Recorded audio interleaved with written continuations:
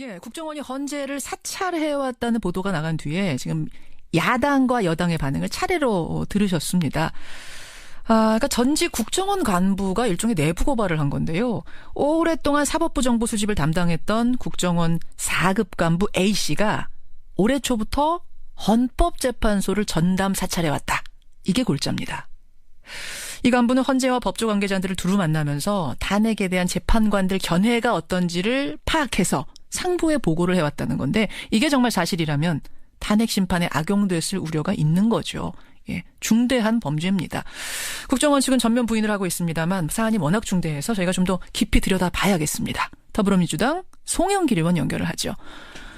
송 의원님 안녕하세요. 네네, 안녕하십니까. 지금 저 문재인 전 대표 캠프의 총괄 본부장도 맡고 계시는 거죠? 네네, 그렇습니다. 예. 그러니까 국정원 직원 A씨가 헌재의 동향을 파악해서 상부에 보고했다. 이게 지금 다른 국정원 전 직원의 폭로인데 뭐를 어떤 식으로 파악했다는 거예요? SBS 한정원 기자의 보도에 따르면 예. 헌법재판관들의 동향이나 그 주변들을 체크해서 이 탄핵 소추 여부에 대한 것을 모니터한 게 아닌가 이렇게 생각이 듭니다. 인용이냐 이 사람 이 재판관은 인용이냐 기각이냐 각하냐 또 요 재판관은 어떤 생각을 갖고 있느냐 요거를 파악했다는 거예요.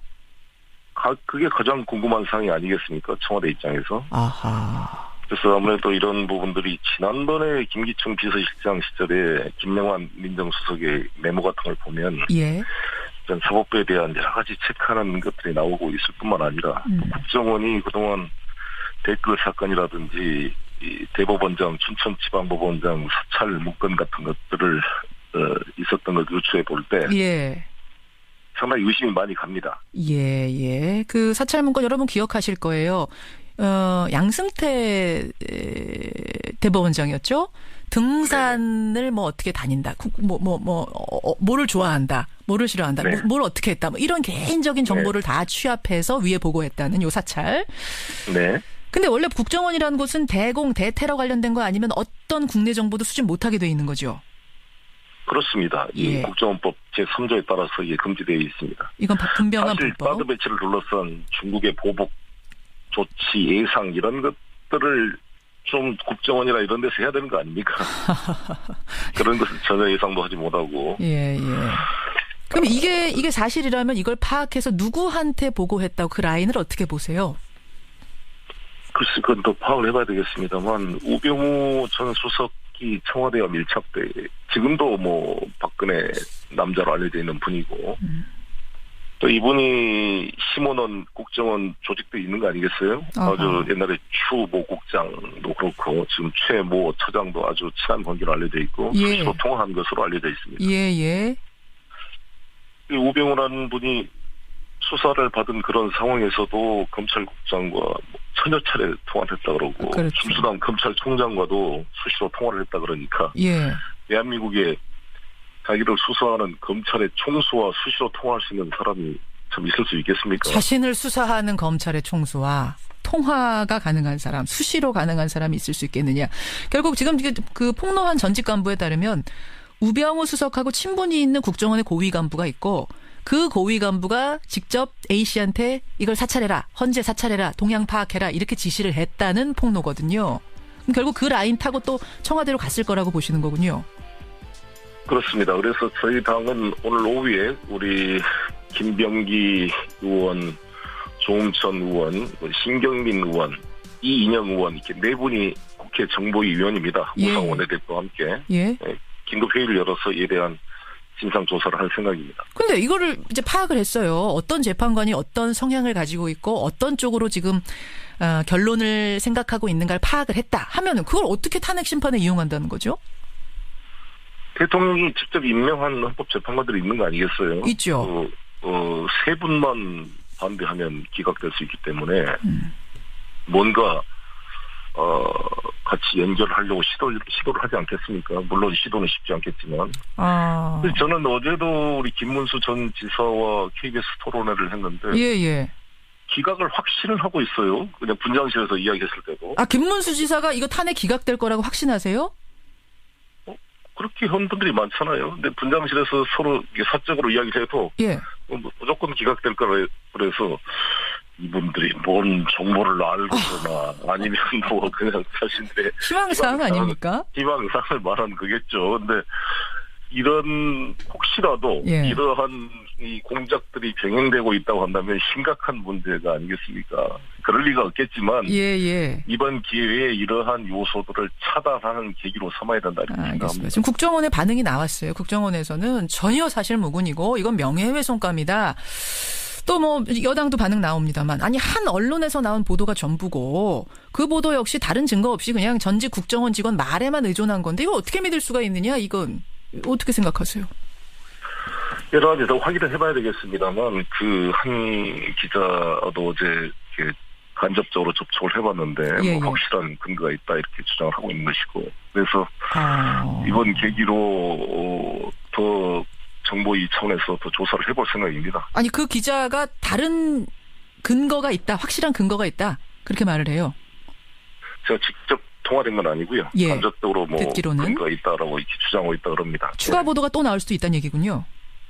그래 모르겠습니다. 그 문제는. 예, 알겠습니다. 보통 뭐 다른 근거가 있다고 하면은 추가 보도가 이어지는 게 이제 보통 언론이니까. 5일에 SNS에다가 이렇게 쓰셨어요. 송영길 의원께서. 비밀병기가 나서기로 했다. 앞으로 다가올 조기 대선에 제2의 댓글 공작 못하도록 쐐기를 박아야 한다. 이 비밀병기란 게 무슨 말씀이십니까? 김병기 의원을 이야기하는 겁니다. 김병기 의원 국정원 출신. 네. 뭐 어떻게 쐐기를 박으시겠어요? 이번 계기에 이제 정보위 차원에서 조사를 하고 예. 저희들도 여러 가지 국정원 관련 전직 의원들과 대응반을 만들어서 예. 이러한 요소들을 모니터해서 국정원을 또 감시하는 조직을 만들어야죠. 아니 근데 지난번에 사실은 대선 개입 댓글 사건 뭐 있고 나서 이런 거 다 재발 방지책 만들어진 줄 알았는데 아니었어요. 어떠한 제도를 만들었더라도 운영하는 사람이 그걸 사적으로 악용해버리고 실제 우병우가 검찰국장을 수시로 천여 차례 통화했다는 것은 심각한 거 아닙니까? 그렇죠. 대한민국 검사의 인사권을 장악하고 있는 검찰국장과 예. 수시로 사적인 통화가 되고 뭐 공적인 통화라 그러겠지만 예. 총장도 통화되고 자기가 또 그 국정원의 국장을 임명하고 또 차장과도 수시로 통화되는 이런 구조하에서는 제도와 체계가 다 무력화돼 버린 거죠. 무력화시키는 알겠습니다. 네. 그래서 이 청와대 민정수석이나 이런 자리가 최순실 같은 사람이 비선이 개입돼서 이런 시스템을 다 무시해버리고 돼버리면 예. 국가 체계가 다 사유화돼버리고 무너지는 거죠. 그렇죠. 예, 이 부분 뭐 아직은 의혹입니다만 이게 사실이라면 정말 중대한 사건이어서 좀 철저하게 밝혀주시기를 부탁드리면서 송영길 의원님 시간 별로 없지만 사드 얘기 좀 잠깐 하겠습니다. 네. 사드 부지 제공한 롯데그룹에 대한 중국 내 그 제재 압박 수위를 넘어가고 있는데 네. 지난 1월에 중국 다녀오셨잖아요. 네, 그렇습니다. 그때도 이런 기류를 감지하고 오셨어요?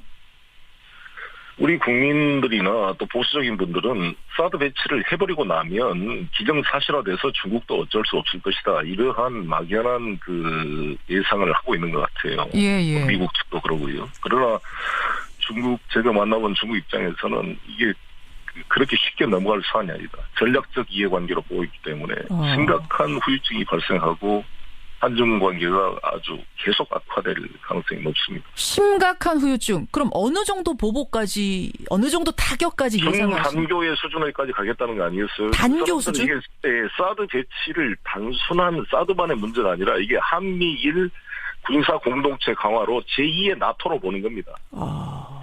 중국과 러시아를 견제하기 위한 제2의 나토가 만들어진 것이다. 쿠바에 미사일을 배치하는 것처럼 예. 그렇게 심각한 자신들의 국가 안보의 이해관계로 보는 것이죠. 우리의 그 의견과는 상관없이. 그러면 저는 이런 사드 배치 찬반을 넘어서 좀 중국의 반발을 누그러뜨리는 역할을 했어야 되는데 6월 30일 날 황교안 국무총리가 중국을 방문해서 시진핑을 만났을 때 한마디도 이런 이야기가 없었던 거 아닙니까? 결정된 것도 없고. 그렇죠. 그 자리에서 또 사드에 대한 반대의 입장을 시진핑 주석이 또 밝혔고. 근데 돌아와서 일주일 만에 바로 결정을 해버렸단 말이에요. 그러면 설령 결정을 하더라도 이렇게 졸속적으로 하게 되면 중국이 생각할 때 얼마나 무시당한 느낌을. 그렇겠네요. 일주일 전에. 저희 국회의원들도 엄청나게 무시당한 거 아닙니까? 국회에 나와서 한민구 장관이 김종대 의원 질의에 아무런 준비도 안 돼 있다. 논의된 바 없다 이렇게 해놓고 바로 돌아가서 결정을 했으니 이게 정상적인 국방부 장관도 소외된 최순실이나 어떤 비선에 의해서 급작스레 결정된 게 아닌가. 록히드 마틴의 로비가 있었던 것이 아닌가. 이런 의심을 할 수밖에 없는 것이죠. 할 수밖에 없는 상황. 이번 사드 배치로 가장 이익을 볼 사람은 록히드 마틴 회사이고요. 네, 알겠습니다. 두 번째는 일본이고 세 번째는 북한이라는 거 아니겠습니까? 하하, 예. 우리에게 가장 중요한 것은 북한의 6차 핵실험을 막는 것이고 ICBM 개발을 막는 것인데 그것을 막을 수 있는 힘은 그래도 중국에 있습니다. 중국이 지금 유엔 결의안 2270, 232를 나름대로 지키고 석탄 수입량도 제한시키고 성의를 나름대로 보이고 있는데 사드 배치로 중국을 이렇게 발로 쳐서 한중 간의 관계가 벌어지고 미중 간의 관계가 벌어지면 북한은 이때가 기회다 생각하고 6차 핵실험을 도발할 수가 있거든요. 알겠어요. 그런 의미에서 북한도 도운 셈이 됐다. 근데요. 송영길 의원님. 문재인 캠프의 총괄본부장 하시니까 제가 이 문제 여쭙습니다만 문재인 전 대표는 사드 배치에 대해서 무슨 입장인가요? 이제 차기 대통령 될 분들이 이 부분에 대한 입장을 내놔야 되거든요. 해결책을 제시하셔야 되는데. 지금 그렇죠. 입장 유보 상태시죠, 문 대표는? 문재인 후보 입장은 사드 배치를 차기 정부에 넘겨주면 이것을 외교적인 해결 방안의 계기로 만들겠다는 것입니다. 그리고 국회의 비준 심의를 거쳐서 여러 가지 우리 국익에 맞게 조정하겠다. 제3의 솔루션도 찾아보겠다. 외교적으로 이것을 해결할 수 있는 보관이 있다. 자신이 있다. 이것을 표명하고 있는 것입니다. 배치 철회 이쪽은 아닙니까? 철회로 지금 이재명 시장 같은 분들은 입장을 정리하셨거든요. 근데 그 정도는 아니고요. 철회라고 단정할 수는 없죠. 왜냐하면 이게 차기 정부에 와서 이것을 외교적 카드로 쓰는 핵심은 중국에 가서 북한 6차 핵실험을 막아라라고 압력을 넣어야죠. 그리고 핵이 더 이상 악화되지 않도록 모라토리움을 끌어내릴 수 있는 중요한 수단이 사드 배치가 될 수가 있습니다. 이 논란이. 이걸 외교적 카드로 활용을 해서 중국으로 하여금 북한 핵실험을 막고 북핵 모라토리움을 이끌어내는 역할을 요구할 수가 있는 것이죠. 알겠습니다. 좀 어려운 과제인 것 같고 말처럼 쉬운 일은 아닐 것 같습니다. 어쨌든 사드 배치 철회는 아니다. 그것을 활용해서 외교적으로 더 나은 결과를 가져오도록 솔루션을 좀 찾아보겠다. 가능성을 딱 철회다 인정이다라고 고정하는 것이 아니라 국회의 심의와 또 이것을 한중 관계, 한미 관계의 외교적인 해결의 수단의 계기로 이걸 활용하겠다는 뜻입니다. 여기까지 말씀 듣도록 하겠습니다. 송영길 의원님 고맙습니다. 네, 감사합니다. 더불어민주당 송영길 의원이었습니다.